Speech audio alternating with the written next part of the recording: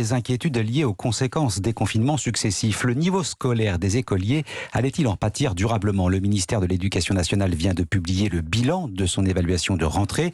Près d'1 million d'élèves de CP, CE1 et 6e testés. Si on regarde le verre à moitié plein, le retard du printemps 2020 a été comblé.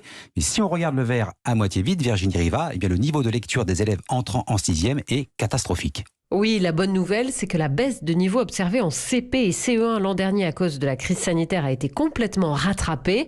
Tous les élèves reviennent à leur performance de 2019 avec même certaines petites améliorations pour la comparaison de nombres ou la reconnaissance de lettres en CP par exemple.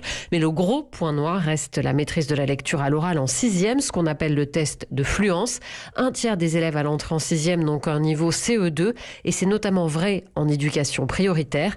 Édouard Geffray, directeur général de l'enseignement scolaire du ministère de l'Éducation nationale. On a encore un niveau de ce qu'on appelle de fluence, c'est-à-dire de capacité à lire avec aisance à l'oral à voix haute en 6e, qui est aujourd'hui insuffisant. C'est quelque chose qu'on savait déjà l'année dernière. Je rappelle d'ailleurs que la lecture est grande cause nationale. C'est parce qu'on a tous conscience qu'il y a une urgence collective à la lecture, pas seulement à l'école, mais aussi à la maison, dans les bibliothèques municipales, partout. Il faut faire lire, faire lire, faire lire. Les écarts entre élèves défavorisés et les autres diminuent en revanche au primaire, sauf entre le milieu du CP et le début du CE1.